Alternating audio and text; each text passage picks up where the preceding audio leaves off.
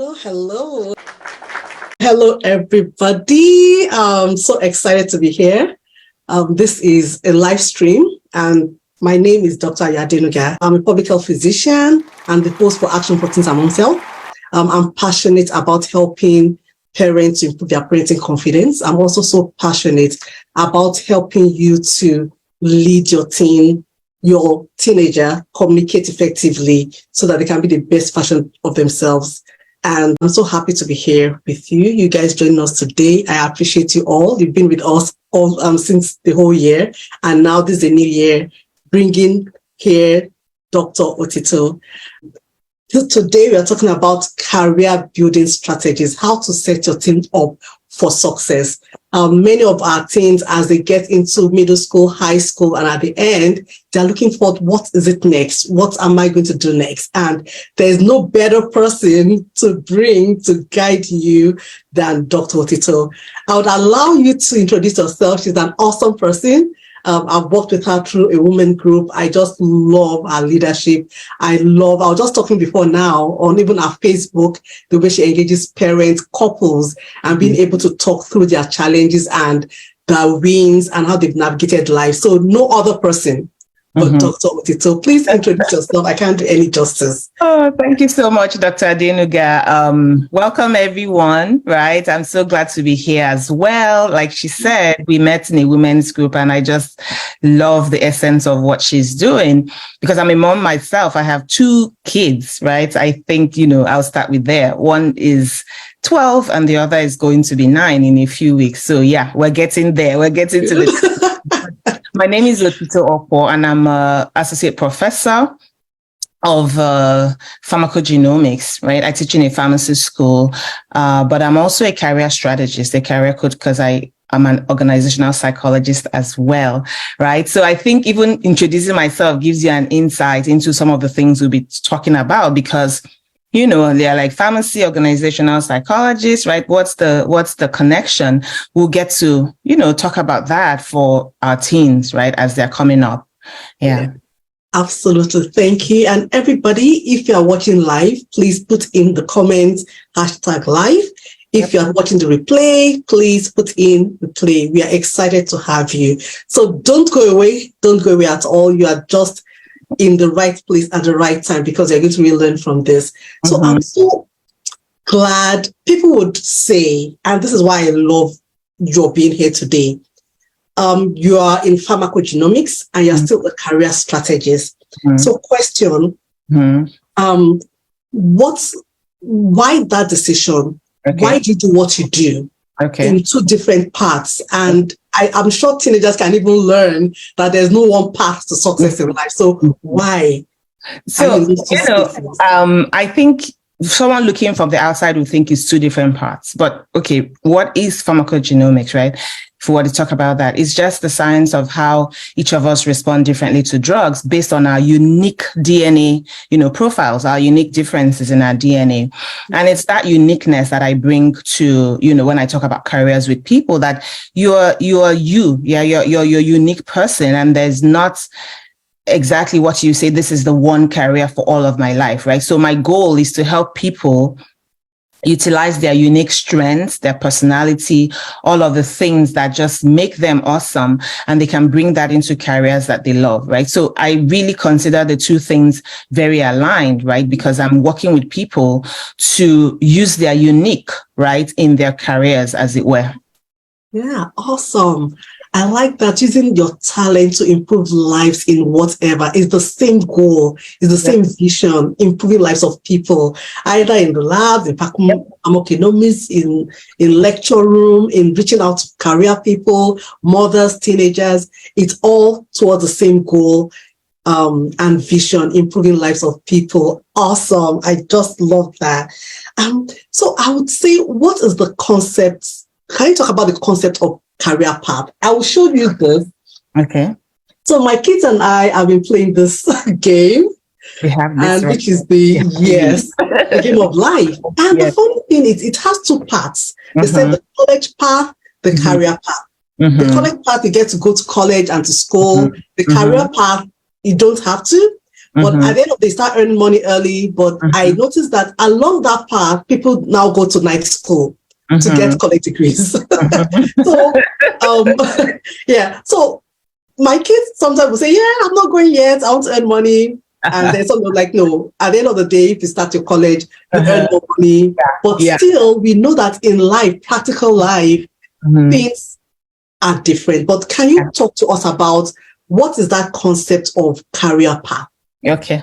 So, as a college professor, you think that I'll be here, rooting for higher education. I love higher education, right? I have a PhD. But I think the concept of career path to me, I mean, in the gaming world, it's okay. But in the real life, I think it's, a bit outdated, right? Because again, like I said, there's no one path or one way to anything. It is proven, though. It's statistically shown, it's been shown that people who earn degrees, right, college degrees, almost like out-earn their peers. If you were comparing it just in terms of jobs, right, the kinds of jobs you're able to earn and move up along the career ladder, right, if it was a linear path. But we all know it's no longer that. Even if it used to be, it's no longer that. I feel like the path is now like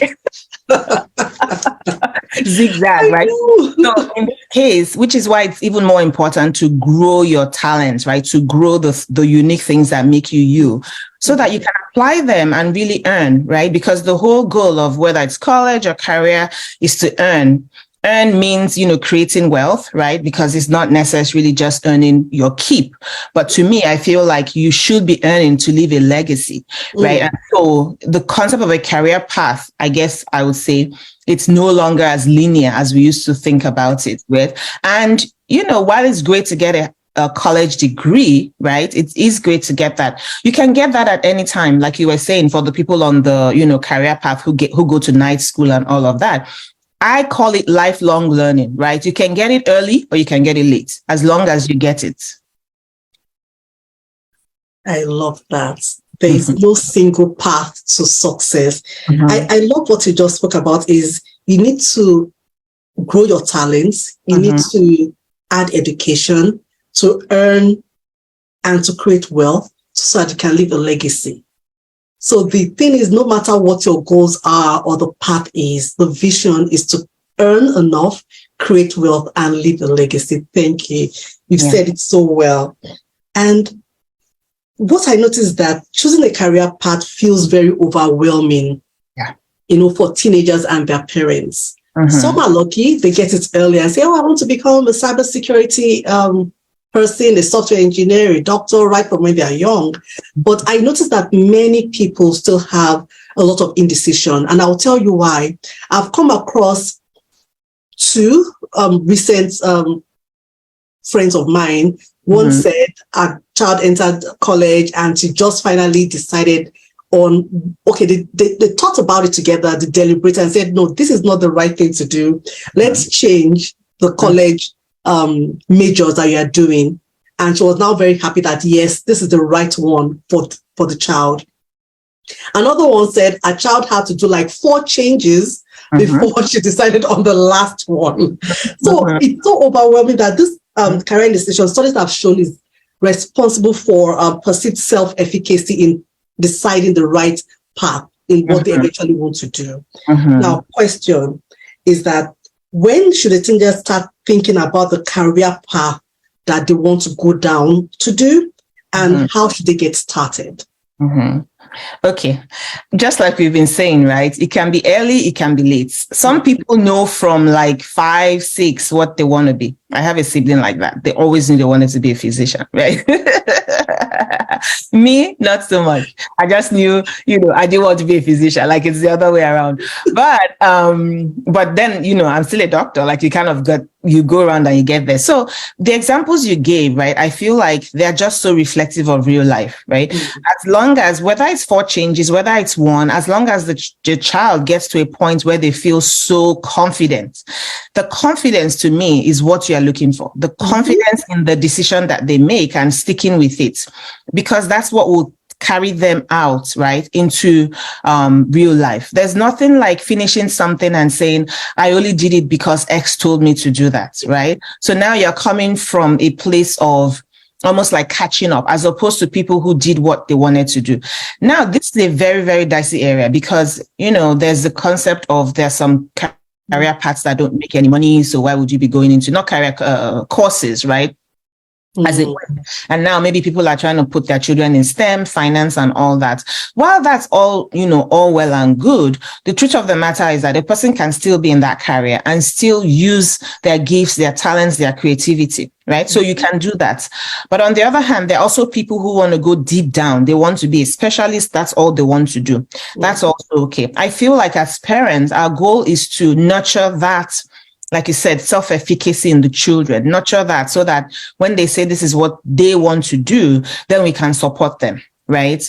But in terms of the choosing, right, as a person who is in a college professor, we have this concept of undecided, like children come in and they test and they, decide. And I really like that, as opposed to a place where you push people into a particular path so early, right? You're a public health physician, Dr. Aya, that they say that right now the brain has not fully developed until 26. 26, most people have finished college, right? So you can see that it's almost like you're making people make decisions when their brains are not fully developed. Sure. To me, it's a question of give it time, right?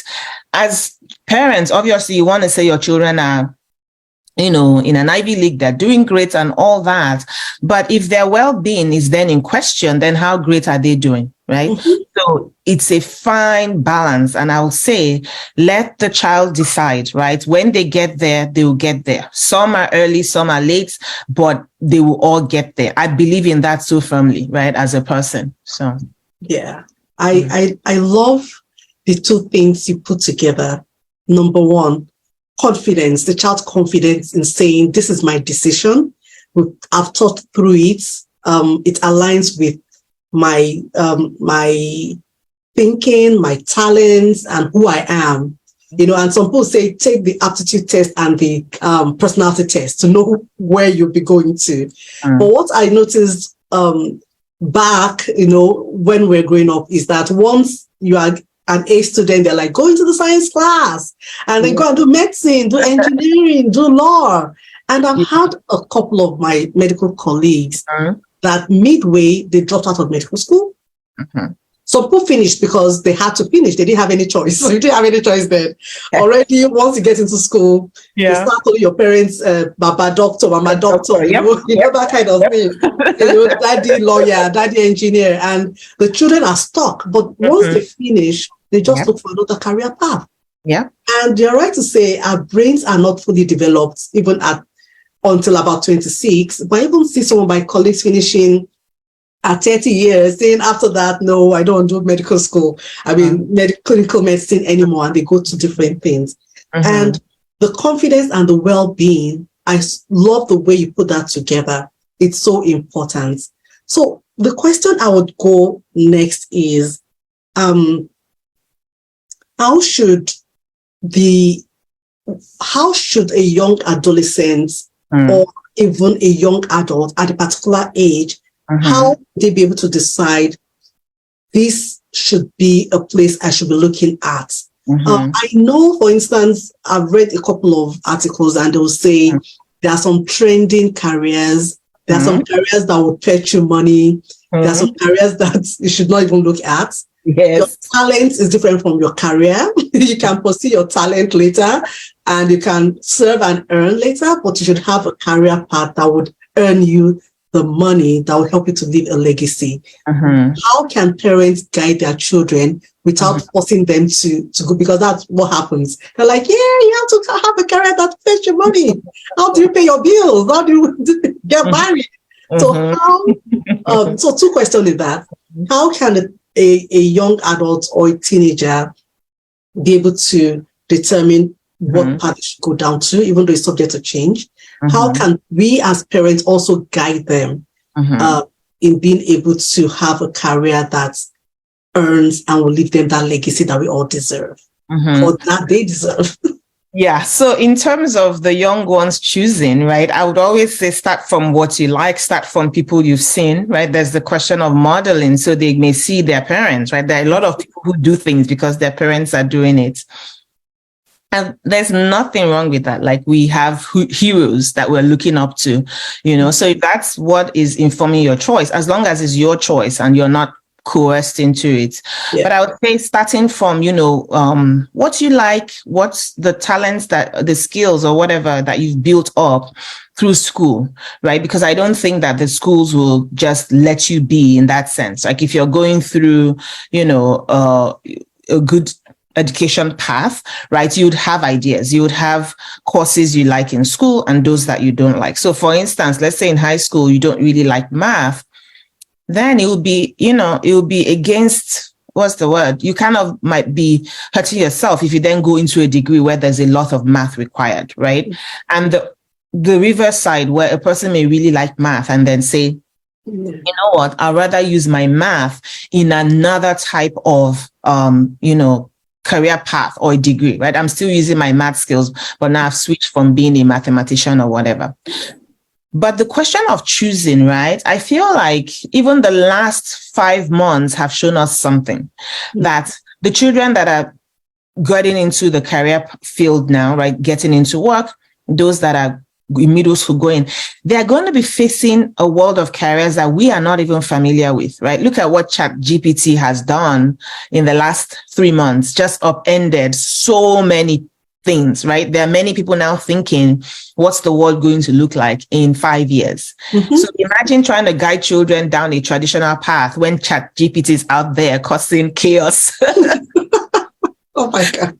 So to me, the main thing would be to, this chaos theory. You want to guide them in a way to know that if anything changes, right, you can adapt. So I would say growing the skills of adaptability and agility, both from the parents and the kids, is going to be very important for, the coming years, right? Now, as the parents, I can get that, because you don't want to care for a child forever, and there's always something about a child has finished school and now they're not, earning their earning potential, like, is almost so low, and so the question now becomes, I think, have those conversations, right? Have the conversations with them to say, if you took this path, this is the likelihood, but everything is a possibility.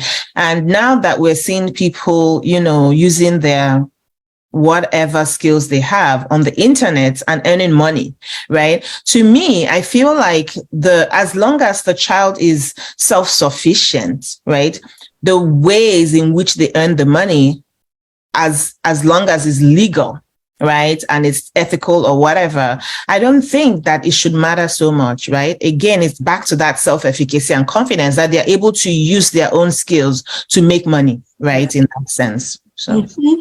Absolutely. I love what you've just spoken about.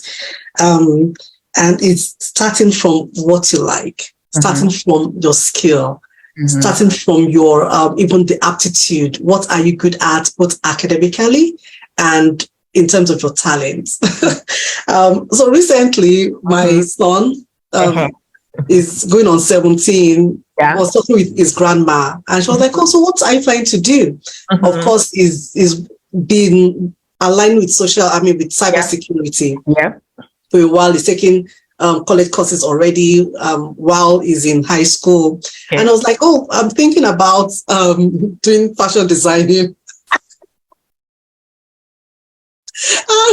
There was crickets at the end of the line, and he heard his grandma like,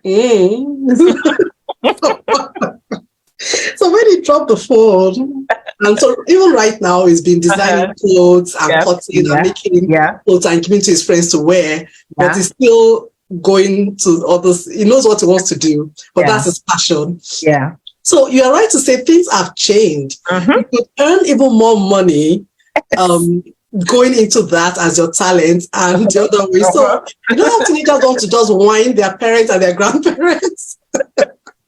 So that's what happened. But here's the thing. Look at when she heard that. But here's the thing. I tell you, this happens all the time. I feel like in every generation it is.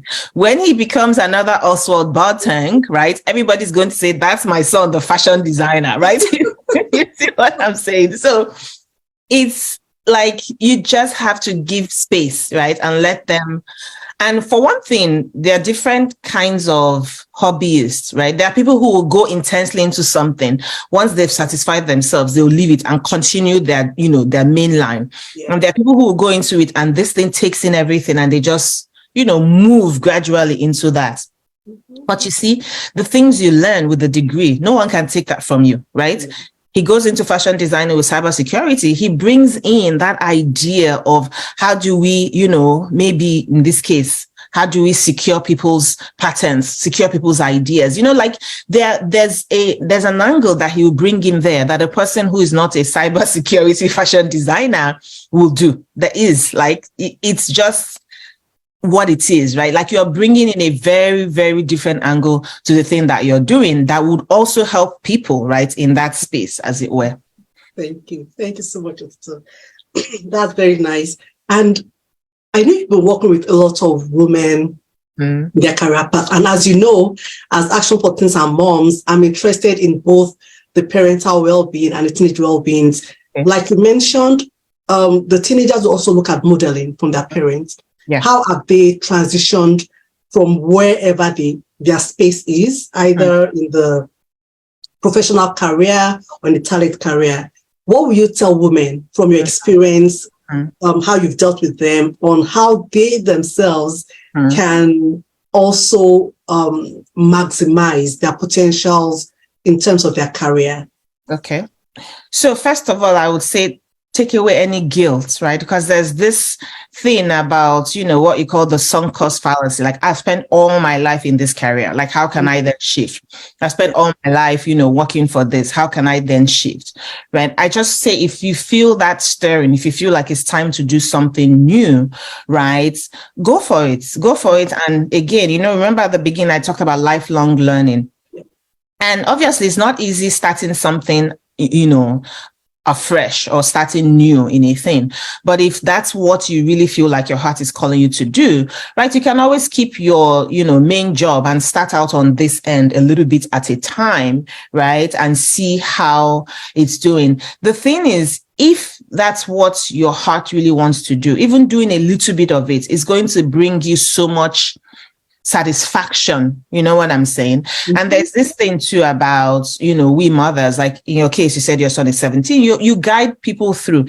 And after your children have gone out, then you can actually sit back and say, what do I really want to do? Right? Even me, myself, in that sense. And I feel like many women, right, mid-career, mid-life, are thinking more about these things. And we're thinking because of the environment, right? The environment has exposed us to so many things that people can do with their passions and talents. And that makes us, that kind of, it strikes, a thing in us that we then want to do. And my thing will be do it, right? Obviously, I don't subscribe to the midlife thing of drop everything and, go eat, love, pray, right? No.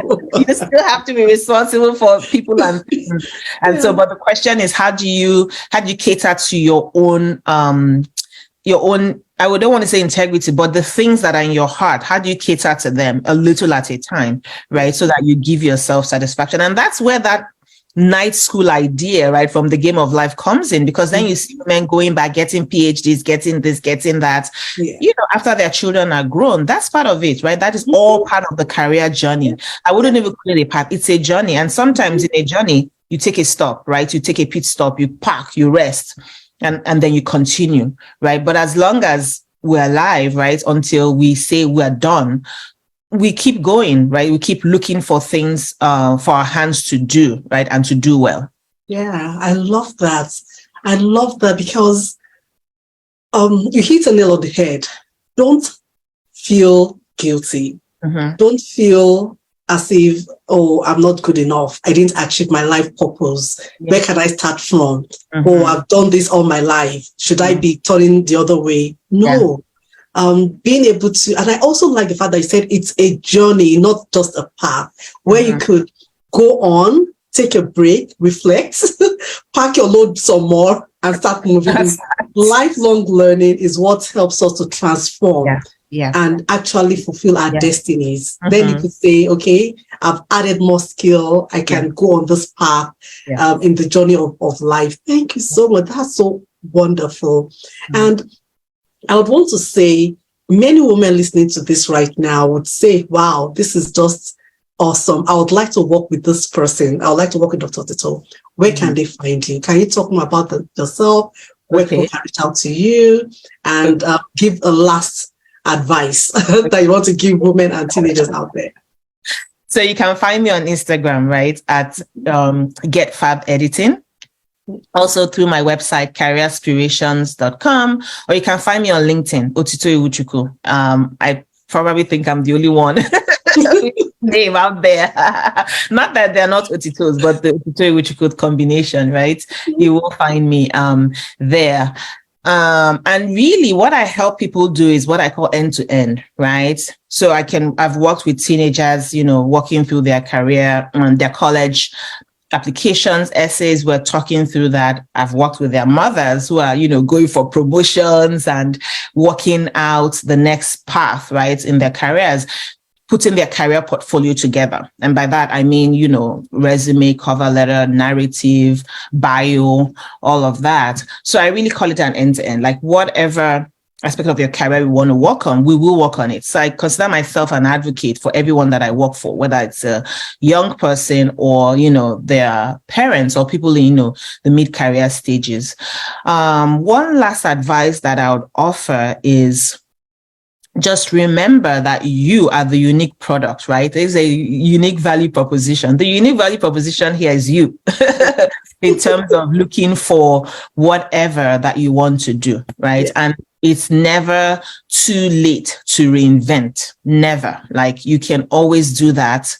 Right. We see the young people, like you said, at the beginning, someone did 4 stages before they found out what they were doing. And I'll tell you a little story. There was a girl that I spoke to Monday. She's from West Africa. And she said she came in to do architecture because she likes to build, she likes to craft and all that. But after 2 years, she switched. She switched now to international relations because she's like, as a person from, West Africa, African descent and all that I see, I can be more useful, right, to my people. I can be more useful to people like me in this path than going into architecture, even though I still like to build. And she showed me something she was building right there in the room, right? So she recognizes that I still have the gift of putting things together, but I want to use it more in foreign aid, as it were. I commended her because that's a real, I agree. But you see, someone like her could go and start something like a Habitat for Humanity in a foreign country, right? I'm just saying that's how you piece things together. Yeah. That architectural thing is not going anywhere, but you can then use it, right, in your international relations or whatever it is that you're doing, humanitarian aid and all of that. So this is the way that I like to, think about things, that there are so many paths, right, to the top of the mountain, and no one path is wrong. Some are longer than others, quite all right, but no one path is wrong as long as it gets you to the top of the mountain. Yeah, absolutely fantastic. I just love that. Teenagers, women, moms, you heard it. She's end-to-end. She's able to support your teenagers in being able to do their college applications or look for the best schools with your resources. And moms, many of us will be in our 40s or in our 50s. We want to go the higher level. We are not sure how to put together all the wealth of experiences that we've had, so far, or you've been a stay-at-home mom and you want to now go back you had a break in your career, you want to go back. She's able to put together all the stuff acquired all these years. Nothing is going to waste. So please reach out to her. Our contacts will be in the description, where we share the video in YouTube. So please, visit out there. Please share the video. I'm sure you gained a lot. Yeah. Comments. We want to hear back from you. Subscribe if you've not done that already, but I'm sure if you're watching, you're already my friend. We are your friends. We want to work with you. Again, this action for Teens and Moms Health. Let's engage. Let's work together. Book me for a speaking engagement. I would like to invest and improve you and your community and just help you grow and be the best version of yourself. So thank you. Thank you so much, Dr. Otito. It was so much fun. Yeah. Thank you. Yeah. Okay. Yeah. Bye-bye. Bye, everybody.